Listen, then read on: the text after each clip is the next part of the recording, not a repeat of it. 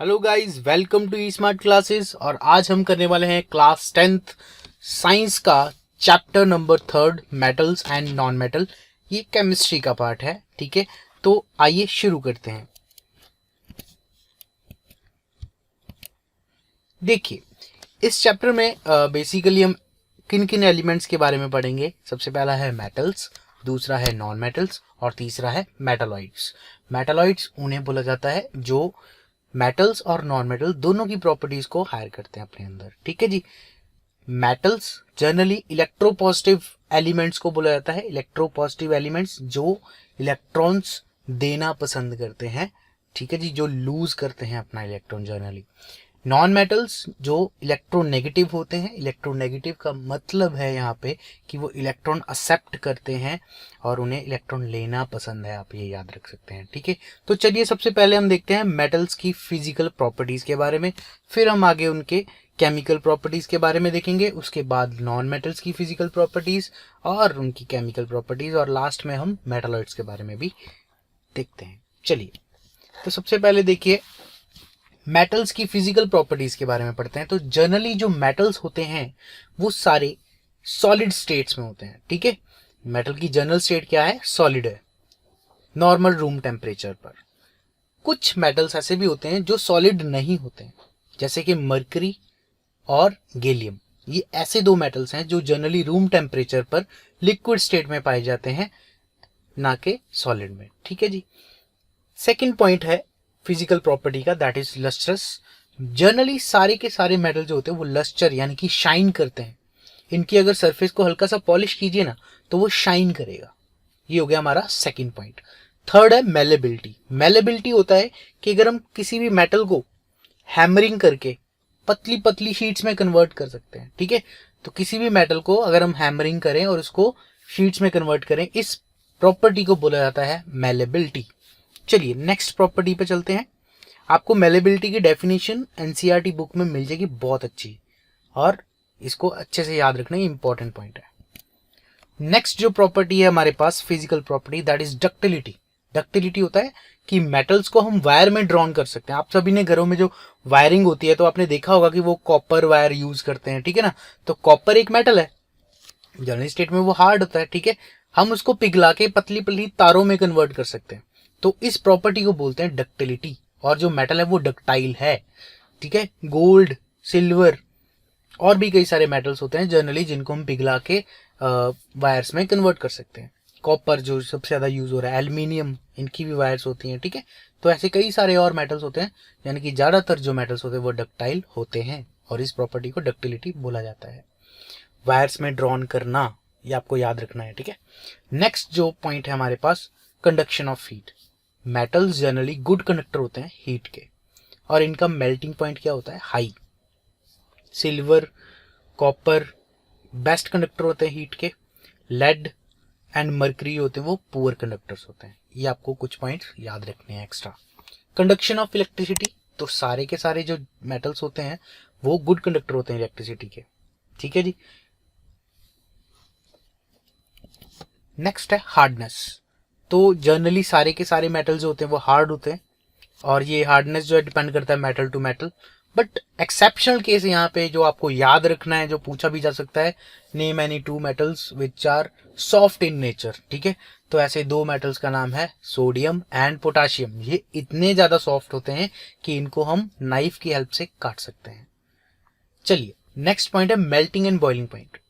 अब क्योंकि ये सॉलिड स्टेट में है, मेटल्स जनरली सॉलिड स्टेट्स में होते हैं, तो इनका जो मेल्टिंग और बॉइलिंग पॉइंट है वो बहुत ज्यादा हाई होता है, ठीक है जी। सिर्फ सोडियम और पोटाशियम क्योंकि वो बहुत ज्यादा सॉफ्ट होते हैं, इसलिए इनका मेल्टिंग पॉइंट भी क्या होगा? कम होगा, बॉइलिंग पॉइंट भी कम होगा, ठीक है जी। सबसे ज्यादा मेल्टिंग पॉइंट किसका होगा? आपने जनरली जो पुराने बल्ब्स होते थे हमारे घरों में, उसके अंदर एक फिलामेंट लगा होता था, वो फिलामेंट बना होता है टंगस्टन का। तो टंगस्टन एक ऐसा मेटल है जिसका मेल्टिंग पॉइंट बहुत ज्यादा हाई होता है, इसलिए हम उसको बल्ब का फिलामेंट बनाने में भी हेल्प करते हैं, सॉरी, इसलिए उसको वहां पे यूज करते थे, फिलामेंट बनाने में वो हेल्प करता था, ठीक है।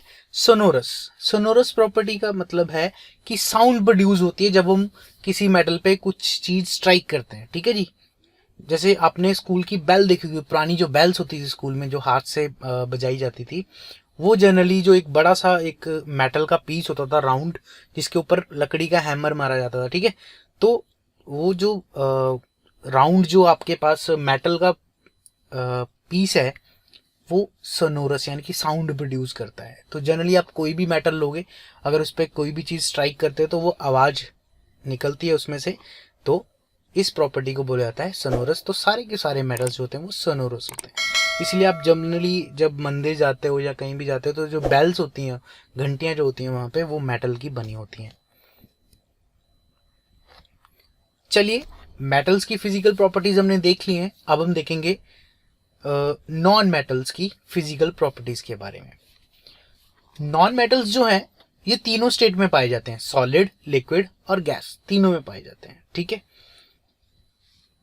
ब्रोमीन जो है लिक्विड स्टेट में पाया जाता है, बाकी सारे जो मेटल्स हैं वो सॉलिड और गैस फॉर्म में पाए जाते हैं।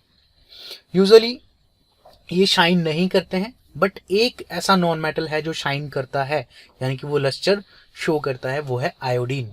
तो आपको ये एक्सेप्शनल केस जरूर याद रखने हैं, क्योंकि इनमें से क्वेश्चन आपको पूछा जरूर जाता है। जनरली जो नॉन मेटल्स होते हैं वो सॉफ्ट होते हैं, हार्ड नहीं होते हैं, सॉफ्ट भी नहीं कह सकते, इनको ब्रिटल बोलेंगे। ब्रिटल का मतलब ये है कि अगर इसके ऊपर मैं थोड़ा सा भी हैमरिंग करूं तो ये छोटे छोटे पाउडर के पीसीस की तरह कन्वर्ट हो जाएंगे, ठीक है। तो ये जनरली हार्ड नहीं होते हैं, ठीक है, ये ब्रिटल होते हैं, ये आपको याद रखना है। एक नॉन मेटल जो है वो बहुत ज्यादा हार्ड होता है, एक्सेप्शनल केस है ये, वो है कार्बन का एक आइसोटोप होता है, दैट इज डायमंड। तो आपको याद रखना है बहुत ज्यादा, ये हार्डेस्ट जो सब्सटेंस है दुनिया में, हार्डेस्ट सब्सटेंस जो है दैट इज डायमंड, ठीक है। और ये एक नॉन मेटल है, ये एक एक्सेप्शनल केस है नॉन मेटल्स का। चलिए, जनरली जो नॉन मेटल्स होते हैं वो इलेक्ट्रिसिटी कंडक्ट नहीं करते हैं, हीट भी कंडक्ट नहीं करते हैं, बट एक नॉन मेटल ऐसा होता है जो इलेक्ट्रिसिटी कंडक्ट करता है, वो है ग्रेफाइट। तो आपको याद रखना है graphite is a good conductor of electricity, और ये एक नॉन मेटल है। तो आपको क्वेश्चन किस तरह से आ सकता है, name any one non metal which is a good conductor of electricity. तो आंसर इज ग्रेफाइट। अब बच्चे कंफ्यूज हो जाते हैं, बच्चों ने क्वेश्चन फटाफट देखा, नेम नॉन मेटल पढ़ा नहीं आपने, सिर्फ देखा मेटल, ठीक है, और आपने कोई भी एक मेटल का नाम लिख दिया, क्योंकि सारे मेटल क्या होते हैं, गुड कंडक्टर होते हैं। बट यहाँ पे पूछा क्या गया तुमसे, नॉन मेटल के बारे में। तो नॉन मेटल कौन सा है जो गुड कंडक्टर है, दैट इज ग्रेफाइट। चलिए आगे चलते हैं। अब हम मेटल्स की केमिकल प्रॉपर्टीज के बारे में पढ़ेंगे, और ये काफी इंपॉर्टेंट चीजें हैं जिनको आपको दिमाग में रखना पड़ेगा। तो सबसे पहला जो है हमारे पास, that is reaction of metal with oxygen, कि अगर हम मेटल की ऑक्सीजन के साथ रिएक्शन कराएं तो क्या होगा। ज्यादातर जो मेटल्स होते हैं वो ऑक्सीजन के साथ रिएक्ट करके मेटल ऑक्साइड्स बनाते हैं, but the reactivity differ for different metals. मतलब जो इनकी रिएक्टिविटी है ऑक्सीजन के साथ, वो डिपेंड करेगा कि कौन सा मेटल है वो, ठीक है। चलिए देखते हैं ये भी चीज। Sodium and potassium are most reactive metals. Sodium and potassium बहुत ज्यादा रिएक्टिव, इतने ज्यादा रिएक्टिव होते हैं कि अगर हम इसको खुले में निकालें, हवा में निकालें, तो ये इनको आग लग जाएगी, इतनी ज्यादा एक्सोथर्मिक होते हैं। हमने फर्स्ट चैप्टर में एक्सोथर्मिक रिएक्शन पढ़ी होगी। तो जो सोडियम और पोटाशियम की रिएक्शन है विद ऑक्सीजन, वो क्या है, एक एक्सोथर्मिक रिएक्शन है, जिसके कारण बहुत ज्यादा टेम्परेचर बढ़ जाता है, ठीक है जी, और हीट प्रोड्यूस होती है। इसीलिए सोडियम और पोटाशियम को हम जनरली किसी चीज के अंदर स्टोर करके रखते हैं। आपको ये क्वेश्चन भी आएगा, ठीक है, why sodium is kept stored under a kerosene oil. तो ये इसीलिए किया जाता है ताकि उसका कांटेक्ट विद ऑक्सीजन ना हो पाए, या उसको मॉइस्चर ना मिल पाए, ठीक है। तो ये रीजन होता है कि सोडियम को केरोसिन ऑयल के अंदर डिप करके रखा जाता है। चलिए आगे चलते हैं। Most metal oxides are insoluble in water. ज्यादातर जो मेटल ऑक्साइड्स होते हैं वो इनसॉल्युबल होते हैं वाटर के अंदर। Some of these dissolve in water. इनमें से कुछ जो है वो वाटर के अंदर डिजॉल्व होते हैं और फॉर्म एल्कलाइज। हमने पिछले चैप्टर में एल्कलाइज के बारे में पढ़ा था, वो बेस जो वाटर सॉल्युबल होते हैं, and are basic in nature. वो बेस जो वाटर सॉल्युबल हैं, तो यहीं पे बेसिक इन नेचर हो गया। ठीक है जी। नेक्स्ट है सॉरी इसी की एग्जांपल दे रखी है यहाँ पे, sodium oxide Na2O and potassium oxide K2O dissolved in water to produce एल्कलाइज।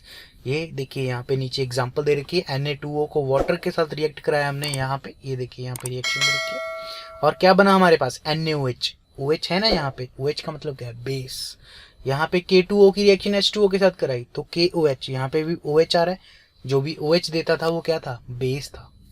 चलिए आगे चलते हैं। Magnesium does not react with oxygen at room temperature, but on heating, magnesium burns in air with intense light and heat to form magnesium oxide. Magnesium generally room temperature पे oxygen के साथ react नहीं कर पाता है, तो इस reaction को हम थोड़ा सा हीट दे के डन करते हैं। ठीक है, मतलब इसको थोड़ा सा हीट करना पड़ता है और तभी ये ऑक्सीजन के साथ रिएक्ट करता है और बड़ी ही इंटेंस लाइट निकलती है, हीट प्रोड्यूस होती है। ठीक है, आपको स्कूल में मैग्नीशियम रिबन का एक्सपेरिमेंट भी कराया जाएगा और आपको एनसीईआरटी में पहला ही क्वेश्चन मिलेगा कि हम मैग्नीशियम रिबन को बर्न करने से पहले उसको सैंड पेपर से रब क्यों करते हैं। तो उसका कारण ये है क्योंकि मैग्नीशियम जनरली एयर के साथ रिएक्ट करके जो है उसके ऊपर एक ऑक्साइड की लेयर जम जाती है, उस लेयर को रिमूव करना पड़ता है पहले, तभी वो बर्न आउट होगा, अदरवाइज वो बर्न आउट नहीं हो पाएगा। अगर आप नॉर्मली मैग्नीशियम रिबन को एज सच बर्न करना शुरू करोगे तो वो नहीं होगा। जैसे अब आप उसको सैंड पेपर से रब करके फिर आप उसको हीट करोगे तभी वो बर्न आउट होगा, अदरवाइज नहीं होगा। ठीक है, तो ये क्वेश्चन आपसे पूछा जा सकता है। अब ये रिएक्शन है आपकी, जब मैग्नीशियम ऑक्सीजन के साथ रिएक्ट करता है in the presence of heat, it gives magnesium oxide. Next है हमारे पास, zinc burns in the air only on strong heating. मतलब जिंक जो है एयर की प्रेजेंस में स्ट्रांगली हीट करके ही ऑक्सीजन से रिएक्ट करेगा और जिंक ऑक्साइड बनाएगा। इसकी रिएक्शन आपको मैं बताता हूँ, ये 2 आप आगे है, ठीक है ना। Zn plus O2 gives ZnO, zinc oxide. Next है हमारे पास, iron does not burn even on strong heating but iron filings burns vigorously when sparkled in the flame of burner. मतलब क्या है कि आयरन का अगर बड़े सा पीस लूं मैं एक, उसको मैं अगर हीट करना भी शुरू करूं इन द प्रेजेंस ऑफ ऑक्सीजन तो वो नहीं होगा, वो बर्न आउट नहीं होगा।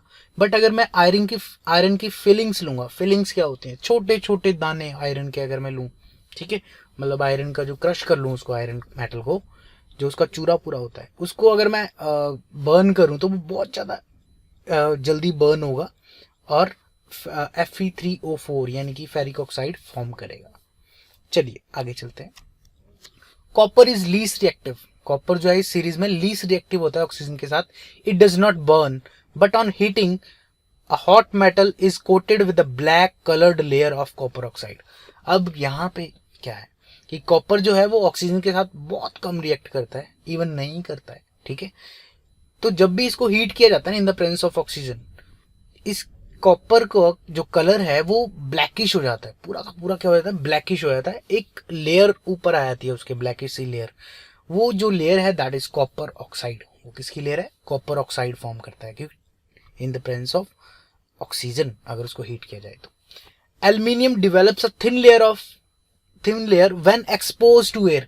अगर हम एल्यूमिनियम को एयर के साथ एक्सपोज करते हैं और हीट करते हैं तो वो Al2O3 की एक लेयर फॉर्म करता है, बड़ी पतली सी, बड़ी थिन सी लेयर होगी। चलिए आगे देखते हैं। Amphoteric oxides. अब ये बहुत इंपॉर्टेंट चीज है, इसको आप वेरी इंपॉर्टेंट लिख के कॉपी में लिखेगा और अच्छे से समझ के यहाँ पे चलेंगे। एम्फोटेरिक ऑक्साइड शायद हमने एसिड एंड बेस में भी पढ़ा था। ये जनरली मेटल ऑक्साइड्स होते हैं, basic in nature, but some metal oxides such as aluminium oxide, zinc oxide react with both acid as well as base to produce salt and water. अब amphoteric oxide का मतलब ये था वो oxides जो generally acid की तरह भी बिहेव करते हैं और बेस की तरह भी बिहेव करते हैं। ठीक है, तो जो दोनों नेचर शो करते हैं, एसिड का भी और बेस का भी, उनको हम बोलते हैं एम्फोटेरिक ऑक्साइड। नीचे आपके पास एग्जांपल है, अगर मैं Al2O3 यानी कि एल्यूमिनियम ऑक्साइड को HCl यानी कि एक एसिड के साथ रिएक्ट करूं तो it form salt and water, AlCl3 and H2O form करेगा। ऐसे ही अगर इसी एल्यूमिनियम ऑक्साइड को NaOH यानी कि एक बेस के साथ रिएक्ट करूँ। पहले मैंने किससे किया था, एसिड के साथ रिएक्ट किया था, अब मैं किससे कर रहा हूँ, बेस के साथ।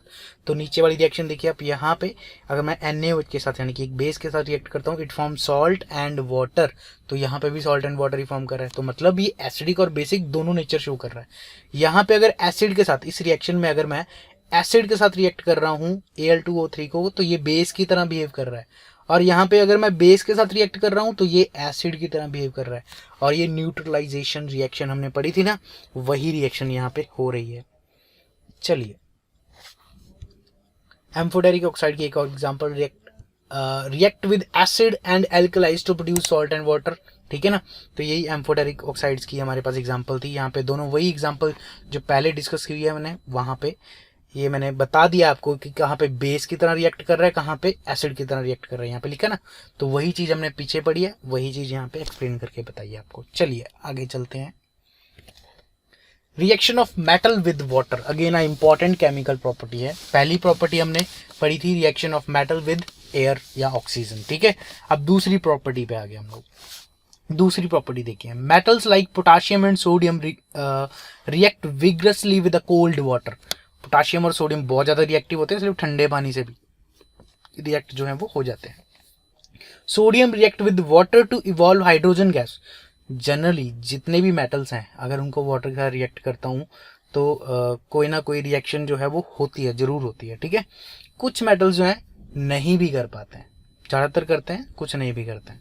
Sodium react with water to evolve hydrogen gas. कौन सी गैस निकलती है, hydrogen gas, and immediately catches the fire, produce a lot of heat. बड़ी एक्सोथर्मिक रिएक्शन है ये। सोडियम अगर वाटर के साथ रिएक्ट करता है तो ये रिएक्शन आपके पास लिखी हुई है, और पोटाशियम की भी आपके पास रिएक्शन नीचे लिखी हुई है। तो ये दोनों मेटल्स ऐसे मेटल्स हैं जो जनरली बहुत ज़्यादा हीट प्रोड्यूस करते हैं जब इनको वाटर के साथ रिएक्ट किया जाता है। वही कारण है कि सोडियम को हम कैरोसिन ऑयल के अंदर डिप करके रखते हैं। ये रीजंस होते हैं क्योंकि ये ऑक्सीजन से भी रिएक्ट करता है, वाटर से भी रिएक्ट करता है, और काफ़ी ज़्यादा एक्सोथर्मिक रिएक्शन जो है वो यहाँ पे होती है। ये देखिए यहाँ पे, ये मैंने सोडियम की एक रिएक्शन है वाटर के साथ, तो ये इस तरह से इतनी ज़्यादा फ्लेम्स निकलती हैं इसमें से। ठीक है, और यहाँ पे पोटाशियम की भी आपको बता रखी है। तो पोटाशियम भी जो है वो बीकर पूरा मतलब आग निकलने लग जाती है उसमें से, अगर हम वाटर में पोटाशियम डाल दें तो, और बीकर बहुत ज़्यादा गर्म हो जाता है। ठीक है, एक्सोथर्मिक रिएक्शन होती है। कैल्शियम जो है वो लेस विग्रसली रिएक्ट करता है वाटर के साथ। Heat the heat evolve it is not sufficient for hydrogen to catch fire. मतलब हीट निकलेगी बट फायर नहीं, मतलब आग नहीं लगेगी उसमें। ठीक है, कैल्शियम के साथ। तो आपने देखा होगा कभी कभार घरों में जब वो वाइट वॉश करने आते हैं तो वो कैल्शियम पाउडर होता है उनके पास एक, है ना, उसको जब पानी में डालते हैं तो हल्के हल्के बबल्स निकलने शुरू हो जाते हैं। तो उसमें थोड़ा सा वो उसको अगर हाथ लगाओ तो वो गर्म होता है। ठीक है, तो हीट तो निकलती है बट वो फायर नहीं कैच कर पाता। ठीक है, क्योंकि उसमें जो हीट निकली वो इतनी ज़्यादा सफिशिएंट नहीं है कि वो हाइड्रोजन को आग लगा सके। हाइड्रोजन एक फ्यूल है जिसको अगर हल्का सा भी टेम्परेचर मिले तो वो जल सकता है। ठीक है, पर इतना नहीं मिल रहा है यहाँ पे कैल्शियम के केस में। Calcium start floating because the bubbles of hydrogen gas, वो जो बबल्स निकल रहे वो किसके, हाइड्रोजन गैस के, formed a stick of to the surface of metal. तो इसलिए बबल्स निकलना शुरू हो जाता है। यहाँ पे रिएक्शन दे रखी है, कैल्शियम को वाटर के साथ रिएक्ट करेंगे तो कैल्शियम हाइड्रोक्साइड फॉर्म हो जाएगा। ठीक है, और साथ में हाइड्रोजन गैस निकलेगी। Magnesium react with hot water to form magnesium hydroxide. ऐसे ही जैसे कैल्शियम था, अब हम मैग्नीशियम के बारे में पढ़ रहे हैं। मैग्नीशियम अगर हम रिएक्ट करें हॉट वाटर के साथ, ये मैग्नीशियम हाइड्रोक्साइड यानी कि MgOH होल ट्वाइस में कन्वर्ट हो जाता है और हाइड्रोजन गैस प्रोड्यूस होती है। Magnesium also start floating since the bubbles of hydrogen gas stick to its surface. और मैग्नीशियम भी फ्लोट करना शुरू कर देगा वाटर की सरफेस के ऊपर। ठीक है, चलिए, metals like aluminium, iron, zinc do not react either with cold or hot water but they react with the steam। मतलब एल्यूमिनियम, आयरन और जिंक ऐसे मेटल्स हैं जो पानी के साथ, यानी कि कौन से पानी, ठंडे और गर्म पानी के साथ रिएक्ट नहीं करते हैं, बट जो स्टीम होती है यानी कि हाईली हीटेड जो वाटर के पार्टिकल्स होते हैं उनके साथ वो रिएक्ट करते हैं और मेटल ऑक्साइड फॉर्म होती है और हाइड्रोजन गैस निकलती है। ये रिएक्शंस आपके पास नीचे लिखी हुई हैं, यहाँ पे देखिए। एल्यूमिनियम की रिएक्शन है वाटर के साथ, aluminium Al2O3 M4 ferric oxide है ना, तो वो फॉर्म हो रहा है और यहाँ पे हाइड्रोजन गैस भी निकल रही है। ऐसे ही आयरन जो है Fe, ये भी वाटर के साथ रिएक्ट करता है और फेरिक ऑक्साइड फॉर्म करता है और यहाँ पे हाइड्रोजन गैस निकल रही है। Next, metals like gold, silver, copper do not react with water at all. Gold, silver और कॉपर ये पानी के साथ रिएक्ट ही नहीं करते हैं, बिल्कुल किसी भी के साथ, चाहे वो स्टीम है, चाहे वो कोल्ड वाटर है, चाहे वो हॉट वाटर है, किसी के साथ रिएक्शन करते हैं। इसीलिए भैया गोल्ड और सिल्वर आप ज्वेलरीज में यूज करते हो, देखा होगा आप लोगों ने, है ना, क्योंकि गोल्ड सबसे ज्यादा नॉन रिएक्टिव है, ऐसा मेटल जो बिल्कुल रिएक्ट नहीं करता है। सिल्वर थोड़ा सा करता है, ठीक है, इसलिए उस पर जब आप सिल्वर की कोई ज्वेलरी पहनते हो थोड़े टाइम बाद देखते हो उस पर हल्की सी ग्रीनिश लेयर जो है आनी शुरू हो जाती है ना, बट गोल्ड पे नहीं आती है कभी, क्योंकि गोल्ड पानी से रिएक्ट नहीं करता है। आप जनरली जब घरों में काम करते हो तो आपने जब अगर गोल्ड की कोई रिंग पहनी हुई है तो पानी में अंदर बार बार जाने की वजह से वो खराब होनी चाहिए थी, बट नहीं होती ना। उसका कारण यही है कि गोल्ड जो है पानी के साथ बिल्कुल भी रिएक्ट नहीं होता है। सिल्वर थोड़ा सा हो जाता है, ठीक है, कॉपर बिल्कुल ही, ठीक है। चलिए next, reaction of metal with acid, ये थर्ड केमिकल प्रॉपर्टी हम मेटल्स की पढ़ने वाले हैं, बहुत important. Reaction of metal with acid, तो याद रखिए जब भी कोई मेटल एसिड के साथ रिएक्ट करेगा, हमने एसिड चैप्टर में भी पढ़ा था, तब हाइड्रोजन गैस निकलती है। कौन सी गैस निकलेगी? हाइड्रोजन। अपने माथे में ये चीज डाल लो अच्छे से कि मेटल जब भी एसिड से रिएक्ट करता है तो सॉल्ट एंड हाइड्रोजन गैस निकलती है। सॉल्ट बनेगा और साथ में कौन सी गैस निकलेगी? हाइड्रोजन गैस, ठीक है। तो देखिए यहाँ पे जितने भी मेटल्स हैं, मैग्नीशियम, एल्यूमिनियम, जिंक, आयरन, ये सारे के सारे एसिड यानी कि HCl से रिएक्ट कर रहे हैं और सॉल्ट बन रहा है यहाँ पे, और साथ में कौन सी गैस निकल रही है? सभी केसेस में हाइड्रोजन गैस निकलती है। और रिएक्टिविटी की अगर मैं बात करूं, सबसे ज़्यादा कौन रिएक्टिव होगा, ठीक है, सबसे ज़्यादा जो रिएक्टिव है मैग्नीशियम, फिर उसके बाद एल्यूमिनियम, फिर जिंक और फिर iron. No bubbles are seen in case of copper, copper के केस में बबल्स नहीं शो होंगे। This shows that copper does not react with dilute hydrochloric acid, यानी कि कॉपर जो है वो हाइड्रोक्लोरिक एसिड के साथ रिएक्ट नहीं करेगा। चलिए आगे चलते हैं। सल्फ्यूरिक एसिड के साथ भी अगर रिएक्शन करे तो भी देखिए, यहां पे देखिए आयरन की रिएक्शन में सल्फ्यूरिक एसिड यानी कि H2SO4 के साथ करा रहा हूं तो it forms sulphate, iron sulphate and hydrogen gas. Again यहाँ पे भी हाइड्रोजन गैस निकल रही है। आयरन रिएक्ट्स विग्रसली एंड एक्सोथर्मिकली, मतलब बहुत ज़्यादा जल्दी रिएक्ट करेगा और बहुत ज़्यादा हीट निकलेगी सल्फ्यूरिक एसिड के साथ जब उसको रिएक्ट करेंगे, और कौन सी गैस निकलेगी? हाइड्रोजन गैस निकलेगी। ऐसे अगर हम दूसरे मेटल्स यानी कि जिंक और मैग्नीशियम को भी रिएक्ट करें तब भी हमारे पास सल्फेट्स फॉर्म होंगे, ठीक है, और क्या कौन सी गैस निकलेगी? हाइड्रोजन गैस निकलेगी। चलिए आगे चलते हैं। नाइट्रिक एसिड, मतलब अगर हम किसी मेटल को नाइट्रिक एसिड के साथ रिएक्ट करते हैं तब क्या होगा? मैं अलग अलग मेटल के साथ चल रहा हूँ, जैसे आपके NCERT बुक में है वैसा ही हम चल रहे हैं, बिल्कुल साथ साथ में पढ़ते जाइए, नोट्स बनाते जाइए, स्क्रीनशॉट ले लेके वीडियो को पॉज कर करके आप किसी भी तरह से नोट्स बना सकते हैं। साथ साथ में समझते रहिए वीडियो को, जहाँ से नहीं समझ आ रहा उसको रिवाइंड करो, वहीं से दोबारा देख लो, ठीक है।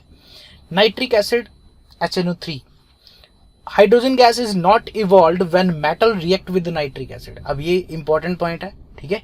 तो पूछ सकते हैं कि ऐसा कौन सा एसिड होता है जिसको अगर मेटल के साथ रिएक्ट करे तो हाइड्रोजन गैस ना निकले, ठीक है। उसका कारण ये है कि ये एक स्ट्रॉन्ग ऑक्सीडाइजिंग एजेंट होता है और ये आयरन को ये हाइड्रोजन को ऑक्सीडाइज कर देता है और वाटर में कन्वर्ट कर देता है, ठीक है। नाइट्रिक एसिड जो है एक स्ट्रॉन्ग ऑक्सीडाइजिंग एजेंट होता है जो हाइड्रोजन को वाटर में कन्वर्ट कर देता है। जैसे ही मेटल रिएक्ट करता है हाइड्रोजन गैस निकलने की कोशिश करती है और वो उसको किस में कन्वर्ट कर देता है? वाटर में कन्वर्ट कर देता है, ठीक है। चलिए, but magnesium and manganese react with dilute HNO3 to evolve hydrogen gas. तो ऐसे कौन से मेटल है जो नाइट्रिक एसिड के साथ हाइड्रोजन गैस इवॉल्व करेंगे? वो है मैंगनीज और मैग्नीशियम, ठीक है। ये दो ऐसे मेटल्स हैं, यहाँ पे रिएक्शन इनकी दे रखी है, ये देखिए।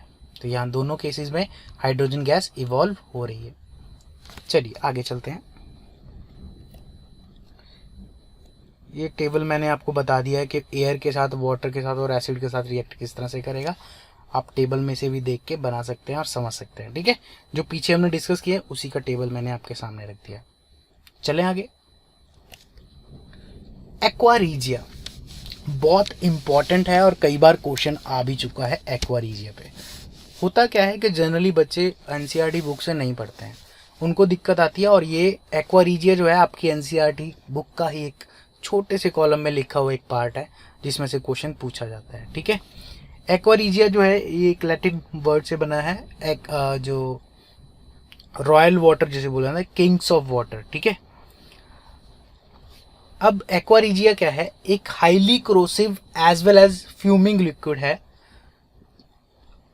and is of the few reagent that is able to dissolve gold and platinum। मतलब ये इतना ज़्यादा रिएक्टिव होता है कि ये गोल्ड एंड प्लेटिनम को भी अपने अंदर डिसॉल्व कर लेता है। It is a freshly prepared mixture of concentrated hydrochloric acid and concentrated nitric acid in the ratio 3:1। ये इसकी डेफिनेशन है। सो बेसिकली एक्वा-रीजिया क्या है, दो चीज़ों का मिक्सचर है, hydrochloric acid and nitric acid. Hydrochloric acid और नाइट्रिक एसिड की जो रेशो मिक्स करने की जो रेशो रखनी है वो रखनी है 3:1, तब जाके एक्वा-रीजिया फॉर्म होता है। आप लोगों ने देखा होगा जनरली आप सुनारे के पास जाते हो, सुनार के पास जब जाते हो अपनी पायल वगैरह जो है वो जब गंदी हो जाती है उसको साफ़ कराने के लिए, तब वो जो सोल्यूशन यूज़ करता है उसको साफ़ करने के लिए, दैट इज़ एक्वा-रीजिया। आपको सिंपल सी भाषा में बता दूं कि ये होता है। ठीक है, और ये रॉयल वाटर और किंग्स ऑफ वाटर भी बोला जाता है। ठीक है, कई एल्केमिस्ट इसको यूज़ करते हैं नोबल मेटल्स यानी कि गोल्ड और प्लेटिनम को डिसॉल्व करने के लिए। चलिए आगे चलते हैं।